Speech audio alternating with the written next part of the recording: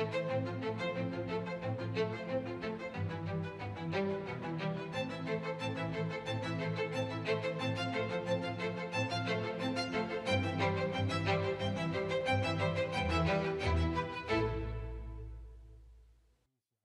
प्यारे देशवासियों, नमस्कार।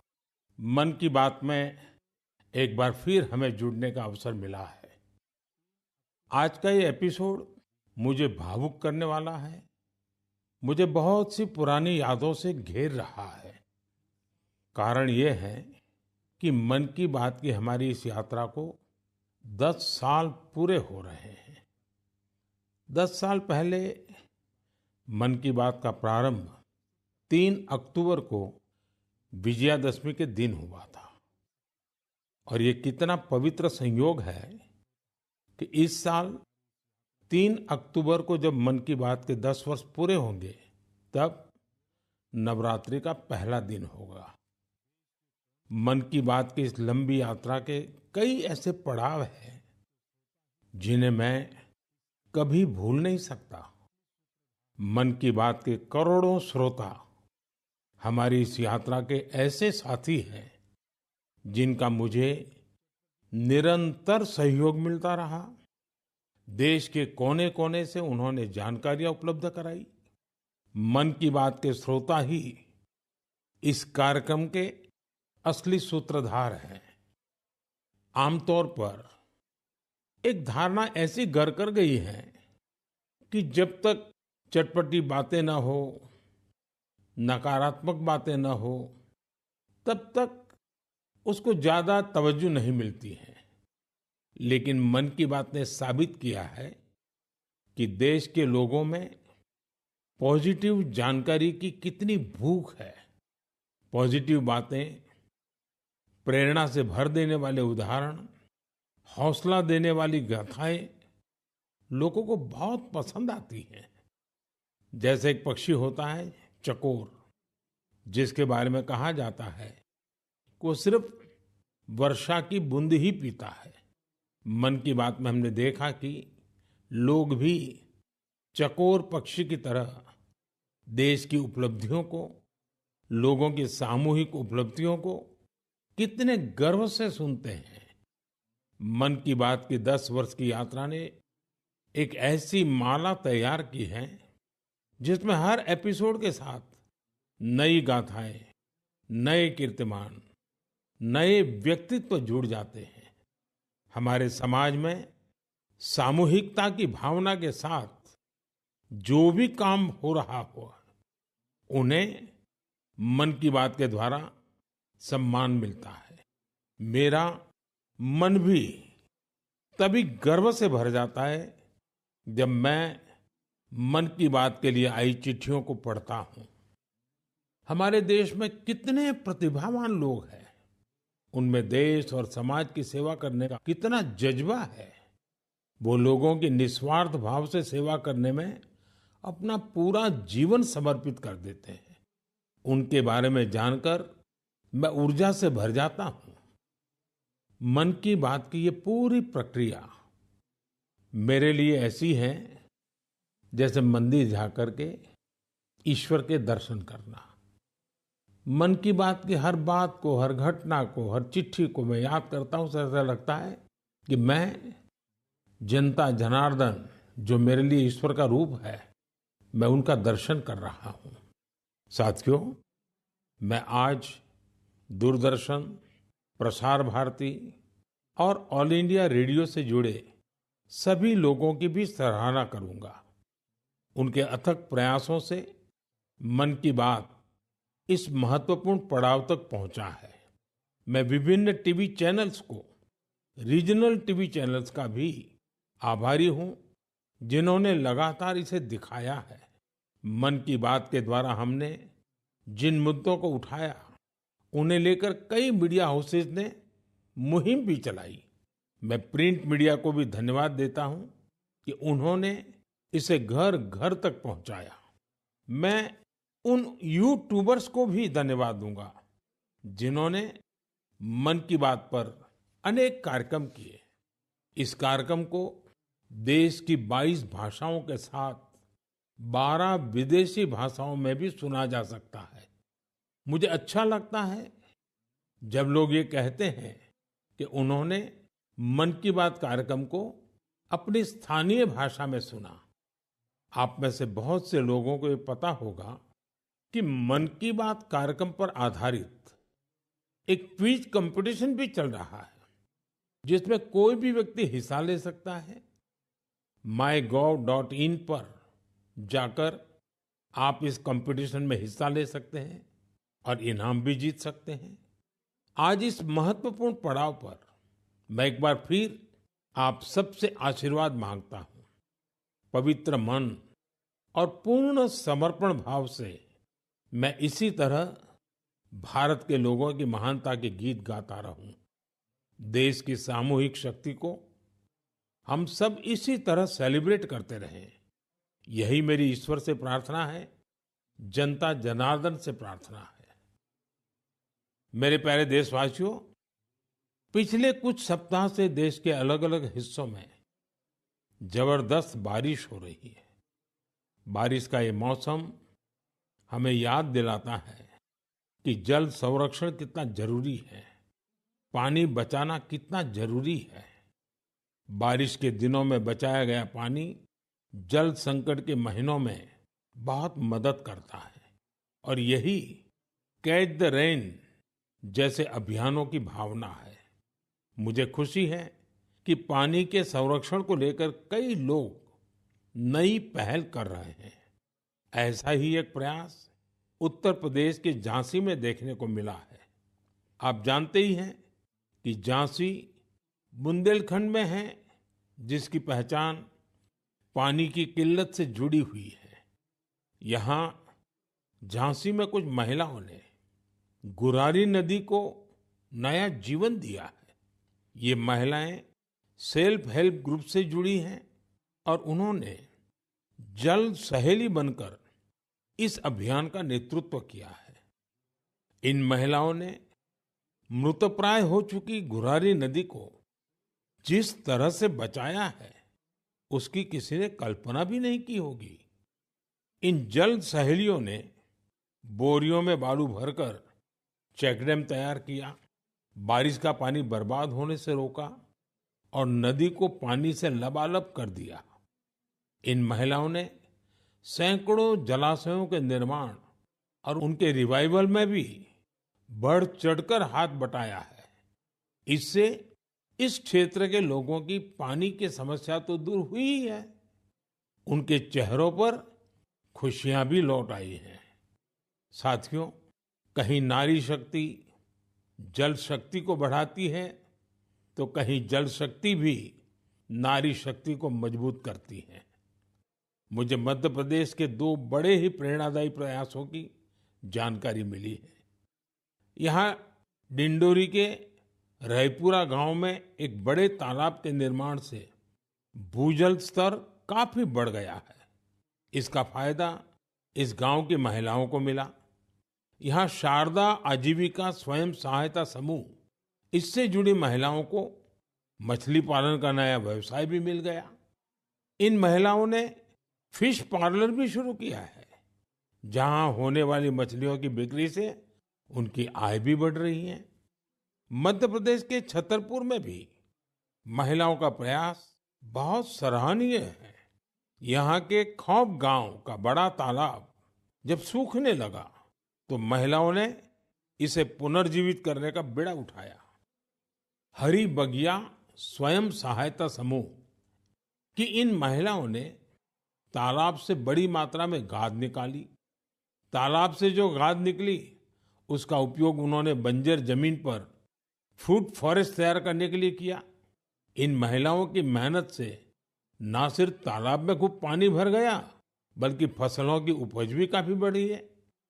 देश के कोने कोने में हो रहे जल संरक्षण के ऐसे प्रयास पानी के संकट से निपटने में बहुत मददगार साबित होने वाले हैं। मुझे पूरा भरोसा है कि आप भी अपने आसपास हो रहे हैं ऐसे प्रयासों से जरूर जुड़ेंगे। मेरे प्यारे देशवासियों, उत्तराखंड के उत्तरकाशी में एक सीमावर्ती गांव है जाला। यहाँ के युवाओं ने अपने गांव को स्वच्छ रखने के लिए एक खास पहल शुरू की है।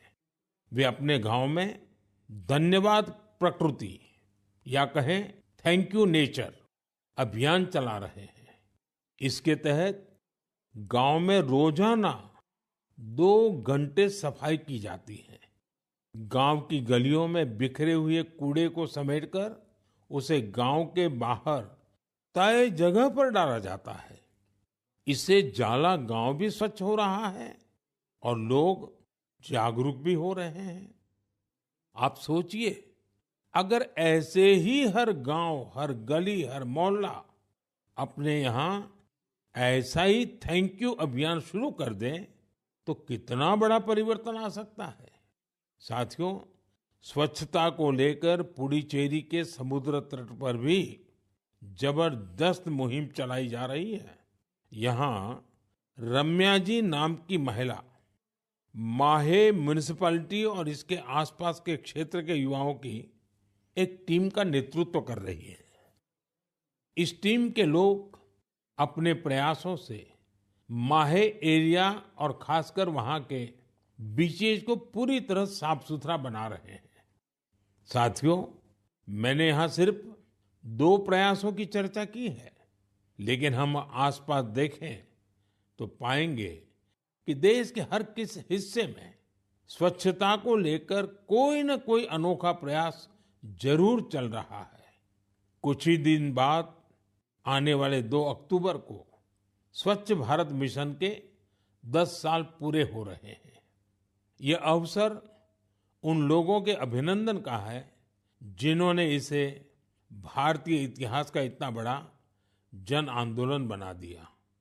ये महात्मा गांधी जी को भी सच्ची श्रद्धांजलि है, जो जीवन पर्यंत इस उद्देश्य के लिए समर्पित रहे। साथियों, आज ये स्वच्छ भारत मिशन की ही सफलता है कि वेस्ट टू वेल्थ का मंत्र लोगों में लोकप्रिय हो रहा है।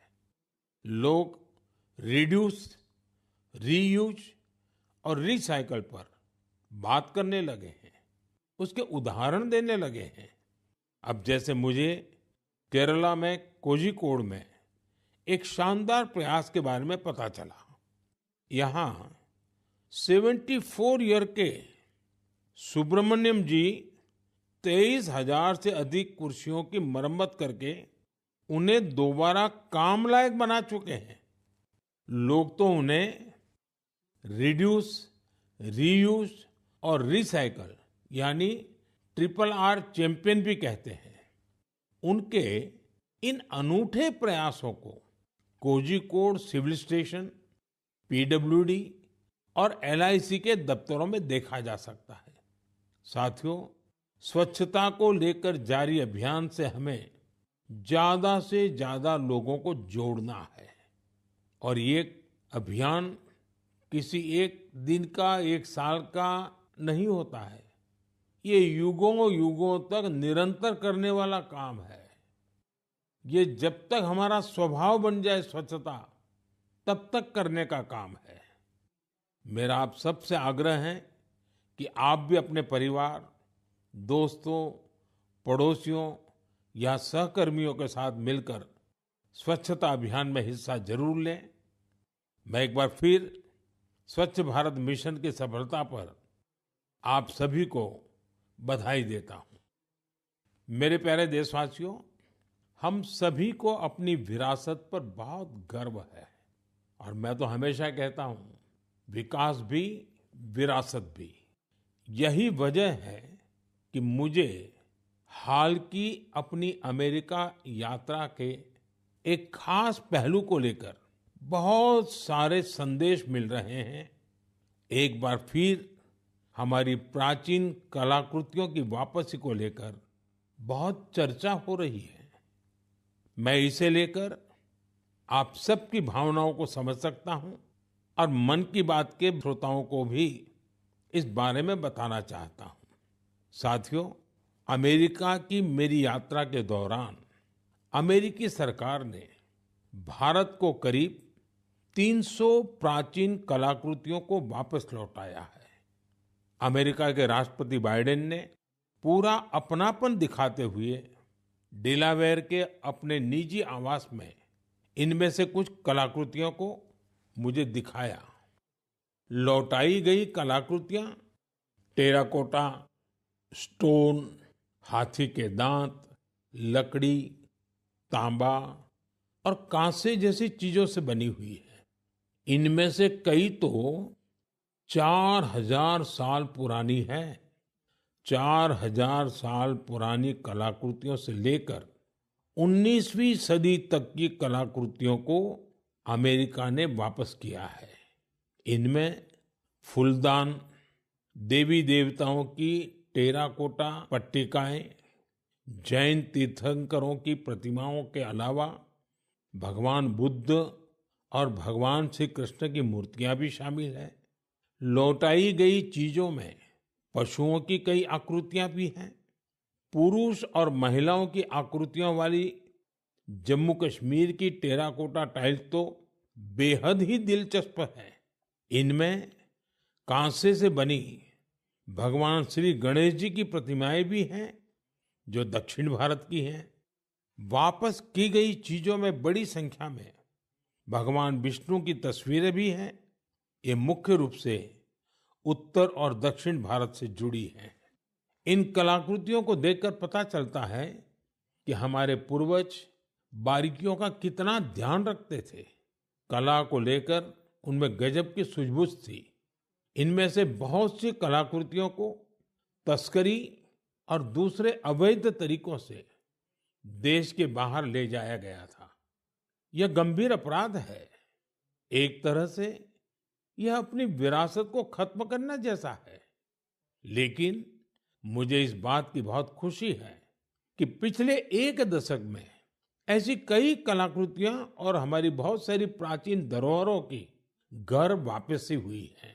इस दिशा में आज भारत कई देशों के साथ मिलकर काम भी कर रहा है। मुझे विश्वास है, जब हम अपनी विरासत पर गर्व करते हैं तो दुनिया भी उसका सम्मान करती है। और उसी का नतीजा है कि आज विश्व के कई देश हमारे यहाँ से गई हुई ऐसी कलाकृतियों को हमें वापस दे रहे हैं। मेरे प्यारे साथियों, अगर मैं पूछूं कि कोई बच्चा कौन सी भाषा सबसे आसानी से और जल्दी सीखता है, तो आपका जवाब होगा मातृभाषा। हमारे देश में लगभग 20,000 भाषाएं और बोलियां हैं और ये सब की सब किसी न किसी की तो मातृभाषा है ही है। कुछ भाषाएं ऐसी हैं जिनका उपयोग करने वालों की संख्या बहुत कम है। लेकिन आपको ये जानकर खुशी होगी कि उन भाषाओं को संरक्षित करने के लिए आज अनोखे प्रयास हो रहे हैं। ऐसी ही एक भाषा है हमारी संथाली भाषा। संथाली को डिजिटल इनोवेशन की मदद से नई पहचान देने का अभियान शुरू किया गया है। संथाली हमारे देश के कई राज्यों में रह रहे संथाल जनजातीय समुदाय के लोग बोलते हैं। भारत के अलावा बांग्लादेश, नेपाल और भूटान में भी संथाली बोलने वाले आदिवासी समुदाय मौजूद है। संथाली भाषा की ऑनलाइन पहचान तैयार करने के लिए ओडिशा के मयूरभंज में रहने वाले श्रीमान रामजी टूडू एक अभियान चला रहे हैं। रामजीत जी ने एक ऐसा डिजिटल प्लेटफॉर्म तैयार किया है जहां संथाली भाषा से जुड़े साहित्य को पढ़ा जा सकता है और संथाली भाषा में लिखा जा सकता है। दरअसल कुछ साल पहले जब रामजीत जी ने मोबाइल फोन का इस्तेमाल शुरू किया तो इस बात से दुखी हुए कि वो अपनी मातृभाषा में संदेश नहीं दे सकते। इसके बाद वो संथाली भाषा की लिपि ओल्ड चिकी को टाइप करने की संभावनाएं तलाश करने लगे। अपने कुछ साथियों की मदद से उन्होंने ओल्ड चिकी में टाइप करने की तकनीक विकसित कर ली। आज उनके प्रयासों से संथाली भाषा में लिखे लेख लाखों लोगों तक पहुंच रहे हैं। साथियों, जब हमारे दृढ़ संकल्प के साथ सामूहिक भागीदारी का संगम होता है, तो पूरे समाज के लिए अद्भुत नतीजे सामने आते हैं। इसका सबसे ताजा उदाहरण है एक पेड़ मां के नाम। ये अभियान अद्भुत अभियान रहा। जन भागीदारी का ऐसा उदाहरण वाकई बहुत प्रेरित करने वाला है।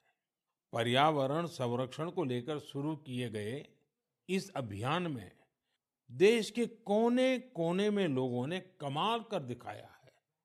उत्तर प्रदेश, गुजरात, मध्य प्रदेश, राजस्थान और तेलंगाना ने लक्ष्य से अधिक संख्या में पौधारोपण कर नया रिकॉर्ड बनाया है। इस अभियान के तहत उत्तर प्रदेश में 26 करोड़ से ज्यादा पौधे लगाए गए। गुजरात के लोगों ने 15 करोड़ से ज्यादा पौधे रोपे। राजस्थान में केवल अगस्त महीने में ही 6 करोड़ से अधिक पौधे लगाए गए हैं। देश के हजारों स्कूल भी इस अभियान में जोर शोर से हिस्सा ले रहे हैं। साथियों, हमारे देश में पेड़ लगाने के अभियान से जुड़े कितने ही उदाहरण सामने आते रहे हैं। ऐसा ही एक उदाहरण है तेलंगाना के एन राजशेखर जी का। पेड़ लगाने के लिए उनकी प्रतिबद्धता हम सबको हैरान कर देती है। करीब 4 साल पहले उन्होंने पेड़ लगाने की मुहिम शुरू की। उन्होंने तय किया कि हर रोज एक पेड़ जरूर लगाएंगे। उन्होंने इस मुहिम का कठोर व्रत की तरह पालन किया। वो 1500 से ज्यादा पौधे लगा चुके हैं। सबसे बड़ी बात यह है कि इस साल एक हादसे का शिकार होने के बाद भी वे अपने संकल्प से डिगे नहीं। मैं ऐसे सभी प्रयासों की हृदय से सराहना करता हूं। मेरा आपसे भी आग्रह है कि एक पेड़ मां के नाम इस पवित्र अभियान से आप जरूर जुड़िए। मेरे प्यारे साथियों, आपने देखा होगा हमारे आसपास कुछ लोग ऐसे होते हैं जो आपदा में धैर्य नहीं खोते बल्कि उससे सीखते हैं। ऐसी ही एक महिला है सुभाश्री, जिन्होंने अपने प्रयास से दुर्लभ और बहुत उपयोगी जड़ी बूटियों का एक अद्भुत बगीचा तैयार किया है। वो तमिलनाडु के मदुराई की रहने वाली हैं। वैसे तो पेशे से वो एक टीचर है, लेकिन औषधीय वनस्पतियां, मेडिकल हर्ब्स के प्रति उन्हें गहरा लगाव है।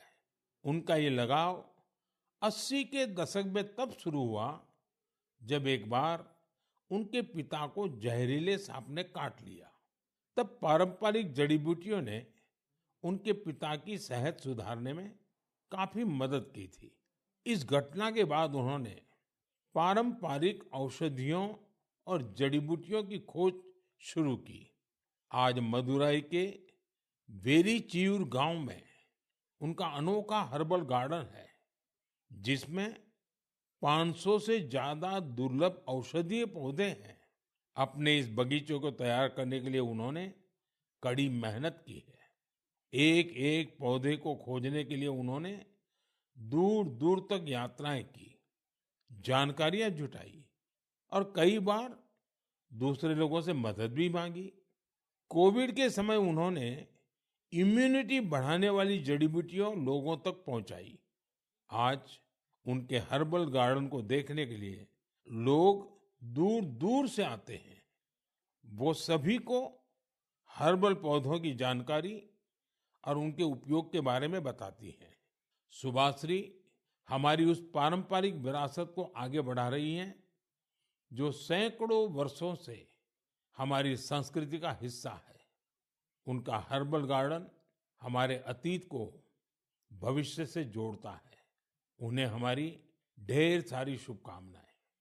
साथियों, बदलते हुए इस समय में नेचर ऑफ जॉब्स बदल रही है और नए नए सेक्टर्स का उभार हो रहा है। जैसे gaming, animation, reel making, film making या पोस्टर मेकिंग। अगर इनमें से किसी स्किल में आप अच्छा प्रदर्शन कर सकते हैं, तो आपके टैलेंट को बहुत बड़ा मंच मिल सकता है। अगर आप किसी बैंड से जुड़े हैं या फिर कम्युनिटी रेडियो के लिए काम करते हैं, तो भी आपके लिए बहुत बड़ा अवसर है। आपके टैलेंट और क्रिएटिविटी को बढ़ावा देने के लिए भारत सरकार का सूचना और प्रसारण मंत्रालय ने क्रिएट इन इंडिया इस थीम के तहत 25 चैलेंजेस शुरू किए हैं। ये चैलेंजेस आपको जरूर दिलचस्प लगेंगे। कुछ चैलेंजेस तो म्यूजिक, एजुकेशन और यहाँ तक कि एंटी पायरेसी पर भी फोकस्ड है। इस आयोजन में कई सारे प्रोफेशनल ऑर्गेनाइजेशन भी शामिल हैं, जो इन चैलेंजेस को अपना पूरा सपोर्ट दे रहे हैं। इनमें शामिल होने के लिए आप wavesindia.org पर लॉगिन कर सकते हैं। देश भर के क्रिएटर से मेरा विशेष आग्रह है कि वे इसमें जरूर हिस्सा लें और अपनी क्रिएटिविटी को सामने लाएं। मेरे प्यारे देशवासियों, इस महीने एक और महत्वपूर्ण अभियान के 10 साल पूरे हुए हैं। इस अभियान की सफलता में देश के बड़े उद्योगों से लेकर छोटे दुकानदारों तक का योगदान शामिल है। मैं बात कर रहा हूं मेक इन इंडिया की। आज मुझे ये देखकर बहुत खुशी मिलती है कि गरीब, मध्यम वर्ग और एमएसएमईज को इस अभियान से बहुत फायदा मिल रहा है। इस अभियान ने हर वर्ग के लोगों को अपना टैलेंट सामने लाने का अवसर दिया है। आज भारत मैन्युफैक्चरिंग का पावर हाउस बना है और देश की युवा शक्ति की वजह से दुनिया भर की नजरें हम पर है। ऑटोमोबाइल्स हो, टेक्सटाइल्स हो, एविएशन हो, इलेक्ट्रॉनिक्स हो या फिर डिफेंस, हर सेक्टर में देश का एक्सपोर्ट लगातार बढ़ रहा है।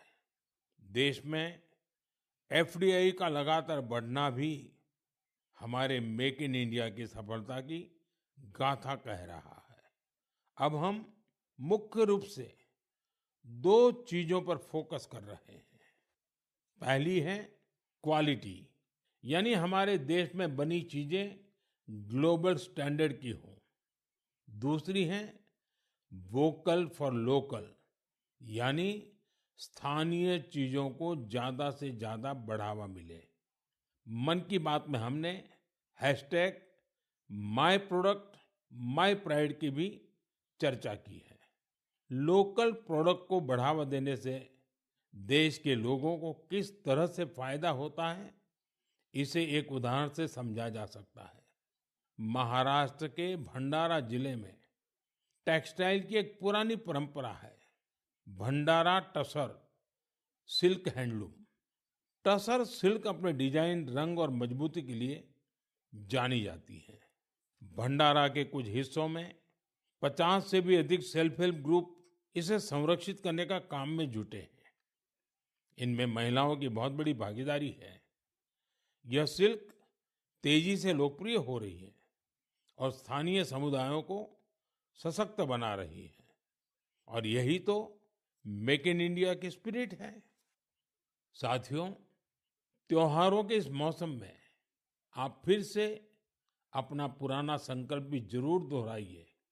कुछ भी खरीदेंगे, वो मेड इन इंडिया ही होना चाहिए। कुछ भी गिफ्ट देंगे, वो भी मेड इन इंडिया ही होना चाहिए। सिर्फ मिट्टी के दिए खरीदना ही वोकल फॉर लोकल नहीं है।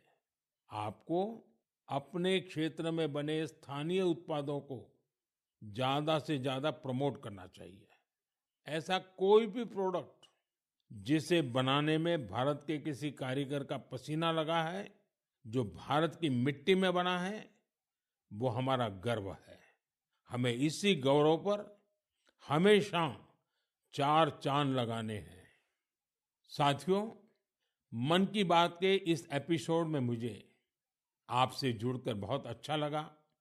इस कार्यक्रम से जुड़े अपने विचार और सुझाव हमें जरूर भेजिएगा। मुझे आपके पत्रों और संदेशों की प्रतीक्षा है। कुछ ही दिन बाद त्योहारों का सीजन शुरू होने वाला है। नवरात्र से इसकी शुरुआत होगी और फिर अगले 2 महीने तक पूजा पाठ, व्रत, त्योहार, उमंग उल्लास, चारों तरफ यही वातावरण छाया रहेगा। मैं आने वाले त्योहारों की आप सबको बहुत बहुत बधाई देता हूँ। आप सभी अपने परिवार और अपने प्रियजनों के साथ त्योहार का खूब आनंद लें और दूसरों को भी अपने आनंद में शामिल करें। अगले महीने मन की बात कुछ और नए विषयों के साथ आपसे जुड़ेंगे। आप सबका बहुत बहुत धन्यवाद।